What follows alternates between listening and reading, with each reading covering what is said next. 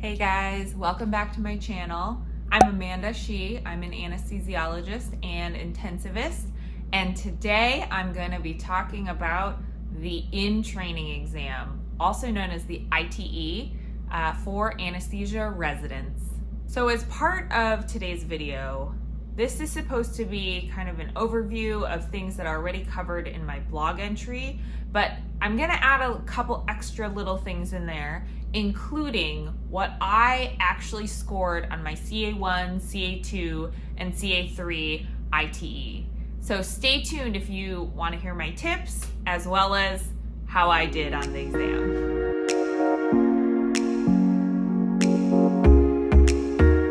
Okay, let's start from the top. First and foremost, the ITE or in-training exam is an exam that's generally administered annually. It is a 4-hour exam with 200 questions, and it is typically given in February of each residency year. Now, anesthesia, as many of you guys know already, is divided into some categorical programs and advanced programs. I will say from personal experience that I did an advanced program back in the day. That's actually changing. My residency program now is going to be categorical, so this is old news. However, there are still advanced programs that exist, so this may still apply to you. But in my advanced program, they did not require that I took ITE during my internship. So how I would study for my internship ITE, I'd approach it differently than how I would study as an anesthesia resident, so CA1, CA2, and CA3 year. I just want to bring out that caveat because I can't say that I can speak to the experience of doing it as an intern because I didn't have any motivation to study for anesthesia when I was an intern. I was just trying to survive since I didn't have to take the ITE then. Anyway, moving on. Other kinds of broad information about it, the ABA used to call it a computer-based exam with 200 multiple choice questions that is administered each year to all physicians enrolled in anesthesiology residency training programs. Residency programs, that means that your own program administer the 4-hour exam at their sites. So this is not a Prometric or whatever the other one is. Anyway, it's not a testing center, Pearson, there we go. It's not one of those testing center type exams. This is an exam that's administered through your own residency program. Now, another thing that comes up about ITE, a big question I get asked frequently or people ask about is that how is it scored? And what you get is this scoring sheet that gives you a scaled score, and then it gives you a couple of additional sheets that's a table of what the scaled score translates into in terms of percentile. So your scaled score is going to be 1 through 50, but the percentile, even though that scaled score ends up being the same across all 3 residency years, your percentile may change if your scaled score is the same number. So that will become obvious a little later, but the point is that you get a scaled score and that's what's reported to you, but you have to use a table to figure out what that actually means relative to everyone else in the country at your same training level. Another big question that comes up about ITE is, does it even matter? I mean, is this just a way to make me start studying because I have the basic coming up if I'm a CA1 or the advanced coming up if I'm a CA2? Good question. What I will say is that I know that fellowship programs do request ITE scores. So fellowships that have an early application, so I did critical care, it was an early application that meant that my CA1 year ITE score and the fact that I passed the basic were both available in pieces of information that I would submit to my fellowship applications. Other later applications for fellowships, you may be able to sneak in your CA2 scores, so you're able to get 2 scores out of it. So I would argue that if you want to keep all doors open for fellowship, that your CA1 ITE score does matter. That being said, it's kind of hard as a CA1 to actually study for the ITE because the information is so vast and broad, and there's a lot of subspecialty questions that oftentimes don't make as much sense until you've done those rotations. So in our residency program, certain subspecialty rotations like cardiac and thoracic and vascular aren't done until CA2 or late CA1 year. So those are the rotations that actually give you some additional context and information for certain questions that typically would appear on more of an advanced style exam. So that's one of the challenges as a CA1 to be able to really do well.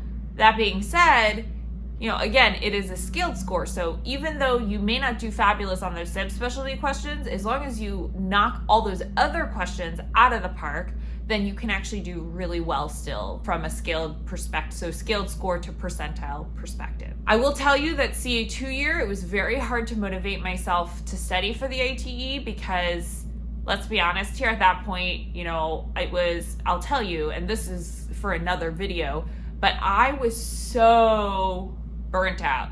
CA2, like February CA2 year, I was like coming home from work, laying on the floor, barely able to get myself up. So that was kind of an image of what it looked like my CA2 year. So it was really hard for me to actually study CA2 year. Now CA3 year was another kind of interesting time for me because, again, I was not as low as CA2, but I was getting to the point of just being antsy and ready to be done with training, truly. I had a lot of extracurricular commitments. I was really busy. I was traveling a lot.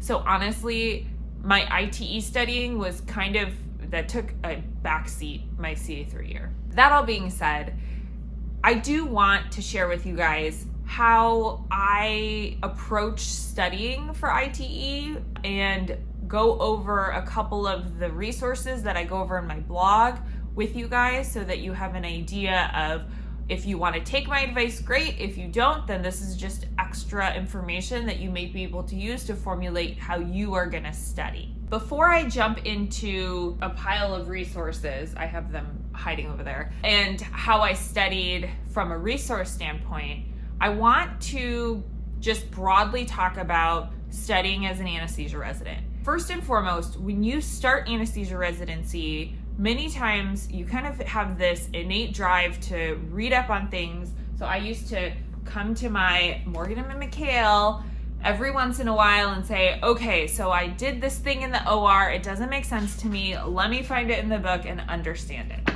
That happened more frequently CA1 year because I was just trying to understand the basics.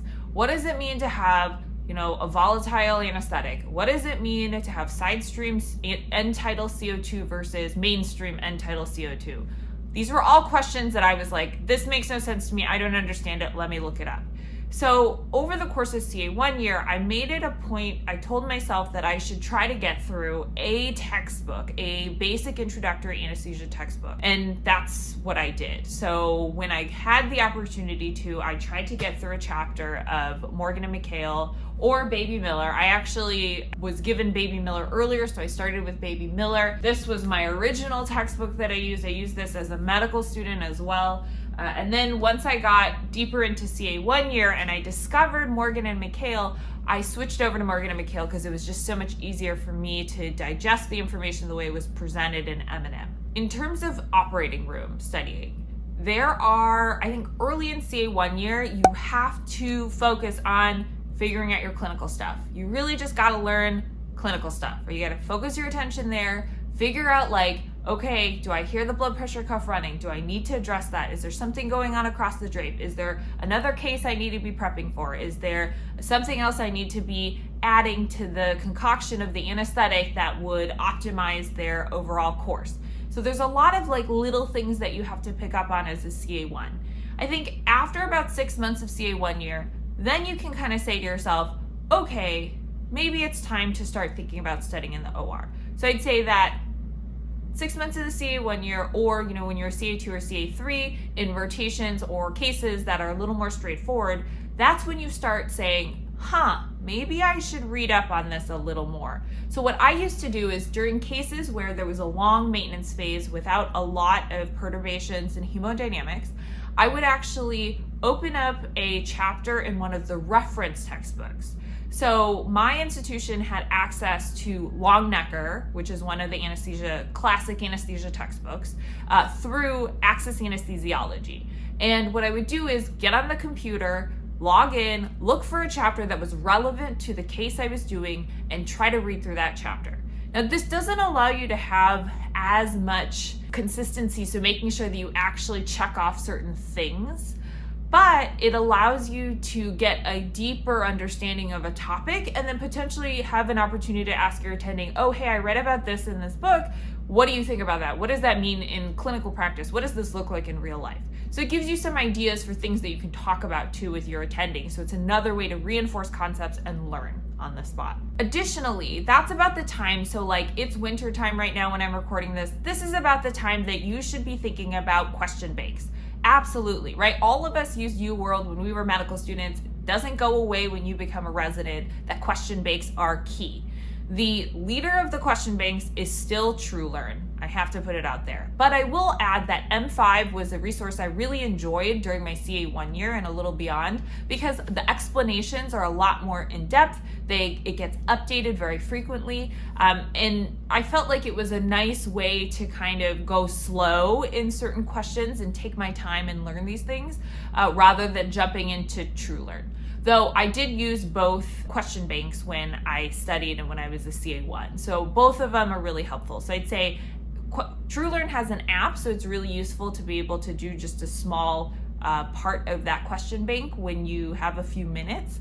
So I did that, and I also try to get through the question bank at least once. And if you're really trying hard and you have a lot of time, then maybe trying to get through that question bank more than once would make sense. But for me, I felt like I needed a different type of question, a different way of approaching a question, just so that I didn't feel like I was repeating things. So I don't know about you guys, but for me, when I repeated a question bank, I kind of remembered the question and remembered the answer without having to remember the concept. So that's why for me it was hard to reuse a question bank that I had used in the past. That's another thing that you can do during the steady phases of maintenance, or if you have some downtime, you're waiting for a surgeon to sign a consent, you're waiting to get a patient because the room's not ready. That's the time to sit down and say, hey, maybe I'll do a couple review questions on my phone. So that's intra-op. Like if you're studying at work, these are times in which you could theoretically start looking at some things and could be studying. The reality also is that certain rotations are going to be busier than other rotations. When I was on cardiac, there was no way I could study between days. Yes, pump time is a good time to get out a book and kind of work on some things, but aside from that, I could tell you that the schedule that I had was too much and there was literally no way I could study. During those times, I would only be able to use my days off to be able to study, and that's that. Other times, like our OB rotation had a lot easier of a schedule and a lot more downtime to be able to sit down and kind of try to collect my thoughts and study. And so if you have a rotation that ends up being a little easier to study, great. If you don't, then you're gonna have to plan your studying around what rotations you have so that you don't go into February being like, oh my God, what just happened to me? Now, something that I wish I had done, so if this is earlier on for you, or if you're a CA2 and you're really all about trying to do well on everything in terms of exams, then something I wish I would have done is used the initial certification in anesthesiology. So that's the ABA has a document with an outline of every single topic that gets covered on the basic and the advanced. So those are the two exams that are written that you have to pass in order to get your initial certification in anesthesiology. And those questions are the same questions that also appear in your ITE. And so as a result, if you're really committed to doing an outline-based studying, then earlier on, if you take this outline that the ABA provides, then you can use that as a guide to put information underneath and be able to study based off that. What I will say is that there are two review books when you get into the advanced and the basic and the advanced components that use the content outline as a way to formulate its contents and its book chapters and each of the concepts that you need to learn. So if you wanted to cheat and just buy the book and use that as your content outline, that's what I did. That's okay too. But if you are someone that likes to, over a long period of time, has a really good organizational ability to go through content outline, then definitely use that and be able to study, build your own study guide using the content outline. Let's move on to the resources. So in my blog entry, I go over a couple of online resources. So there's Open Anesthesia. So if there's just like a term that you need to look up again for anesthesia, if you want to look up the voricity of some spinal local anesthetics, like open anesthesia's got the textbook answer in there that can help you remind yourself about it. So I loved open anesthesia for specific keywords and kind of things that I needed to strengthen my memory on. Anesthesia Hub has a couple of links to different things that could be helpful for you later on if you're looking for additional resources. And I used to use Student Doctor Network a lot. It looks like a lot of people haven't been using it as much, so it's still linked in there, but there's definitely a lot of threads about how to study for various things. I know for a lot of people, Student Doctor Network really increased their anxiety, so it's all right if that doesn't work for you. Now, in terms of review books, I would say that the most important thing that I can tell anyone when they're studying for anesthesia as a resident is that you absolutely have to get through one of these two main books, right? So M&M or Miller's. You have to get through the classics, right? So if you haven't gotten through the classics, then you really have no way to study, to know that you have, a basic foundation for knowledge. So get the foundation and then move on to the next part, which are different kinds of question banks and review books, right? So you have some more sort of primary, these are like sort of primary resources because they're a little more summarized and watered down compared to their bigger versions of the textbooks. So after you're done with this type of basic reading, so you should have finished one of these books by the time you're a CA1, like this time CA1 year, then move on to review books, question banks, question books. So when we go into things like review books, so generally in your CA1 year, you should be using these as kind of review books, but after you've gone through those and you're ready to move on to something else in a different format, kind of outline format, then what I always recommended was Faust's Anesthesia Review. I love this book. I felt like it was easy to read. It was organized in a way that I could understand. I was able to get through a lot of it. I'm someone that likes to take notes on like paper and stuff, so you could see that's in here. For me, I felt like Faust was a nice review book that really covered things in a way that I could understand, and it covered everything that I needed. So I recommend this as a review book after you're done with the primary resources. The other review book that I discovered later was Miller's Anesthesia Review. This is actually, it's interesting. I think it'll be better for oral boards, to be honest, but there's a lot of, it asks it in a question-based format. So instead of saying like, here's the topic of ischemic heart disease, instead it'll say, well, what percentage of people have ischemic heart disease? So it's question-based with responses later. So I just feel like this is not really the format that's useful when you're studying for ITE or the basic or the advanced. Now, in terms of question banks and question books, so I think a balanced way to study for ITE, advanced, basic, all the things, is to, again, get your foundation and then turn to question bank book type things. Now, in the blog entry, I already go over True Learn is King. I just accepted that and was like, okay, whatever, I'm going to do True Learn. It doesn't matter how much it costs. I'm going to pay for it. This is something that I need to use in order to make sure that I'm reviewing the material adequately and given the material in a question-based format so that I can practice my multiple choice skills. The other really useful question bank I already alluded to earlier was M5. It's kind of like a question bank curriculum type of setup. It's another way to get extra questions that are online, and they offer a 15% off discount as well. So something to consider. The last two things that I would say that are useful question banks, though plus minus on how relevant, are one, Hall's Anesthesia, a comprehensive review. So this is Hall's question bank. It's literally just a book of questions and the very, very specific answers with references to the main textbooks about where they got this information from. This is a classic textbook of questions, and I would say that these questions are extraordinarily difficult. A lot of them are difficult. So as a result, getting through these can be really challenging. So I would say that this is another good resource of questions that you can use. And then on an annual basis, you can get the ACE questions. So the ACE means Anesthesiology Continuing Education. I do want to make sure to highlight to you guys though, that just like how TrueLearn, M5, Hall's question bank, all of these were not created by the ABA. This is also not created by the ABA. So the ABA is a separate institution or organization from the ASA, American Society of Anesthesiologists, compared to the American Board of Anesthesiologists. So the ASA makes these ACE books. Every year they publish a set of questions. So this is a book just of questions. It is 100, I want to say questions. Yeah, 100 questions in a worksheet book.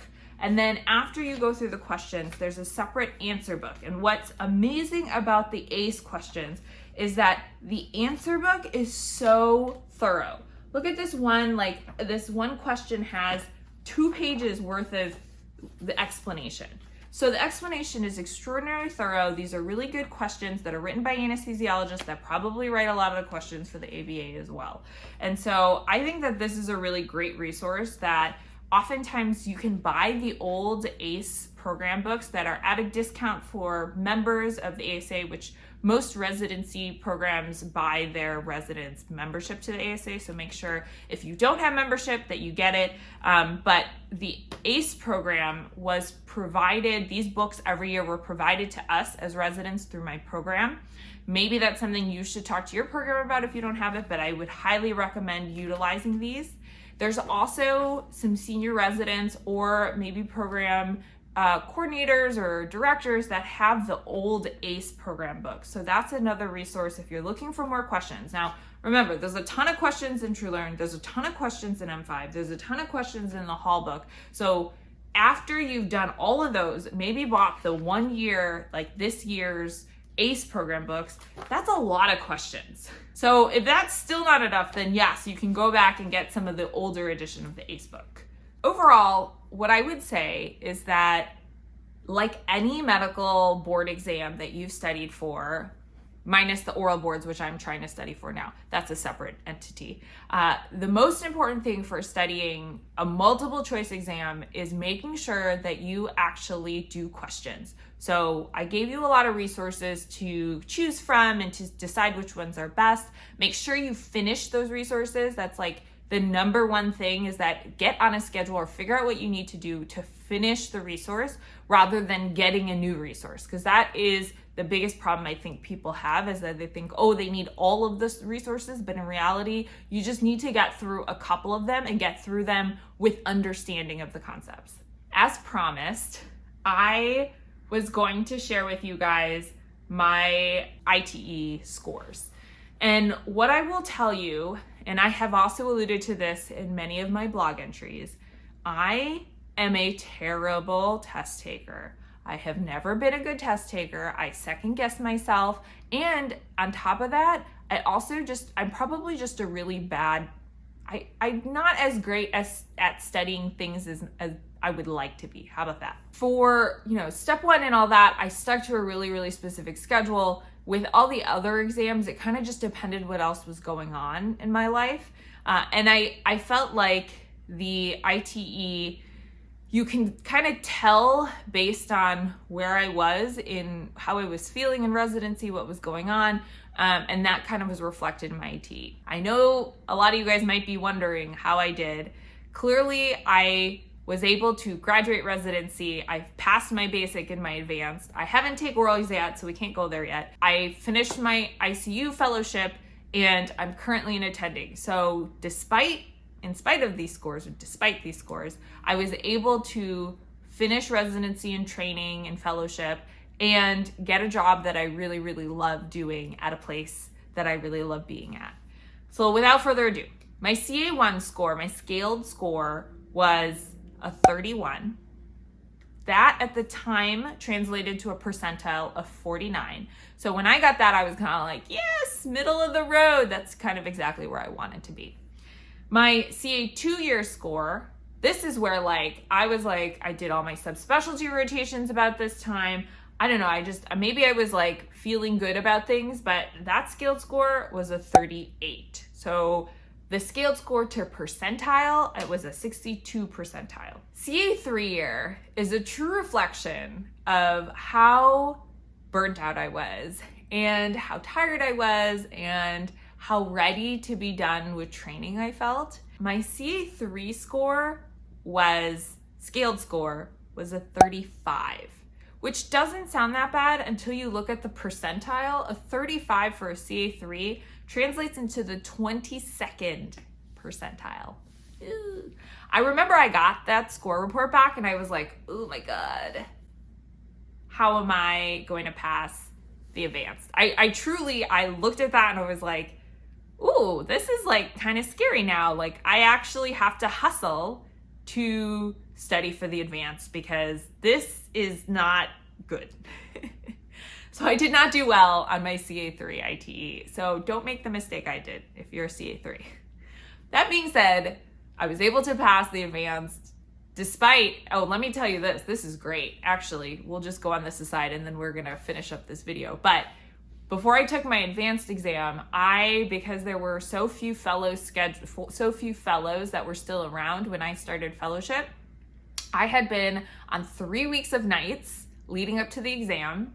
And I then flew to New York City midway through this block of nights to prepare for the AMWA meeting that I was running. It was actually the MWIA, or Medical Women's International Association, centennial meeting in New York City. So I flew to New York City post night shift. I got all this stuff together, got a lot of work done for the meeting, and then flew back for a couple of string of nights, flew back to New York City. So I went Boston, post call, New York City, spent 36 hours there, came back to Boston, did a couple night shifts, went back to New York City, post call, did a bunch of preparation, opening registration, making sure things were going well at the meeting, and then disappeared over to Manhattan, got myself into a hotel, which, by the way, took I don't know what was going on that night, but it took an hour to get checked in. So by the time I went to bed, it was 11 p.m. and my body was like, ooh, you're on night shift. What are you doing trying to sleep? So I struggled to sleep, woke up early, walked to my testing center,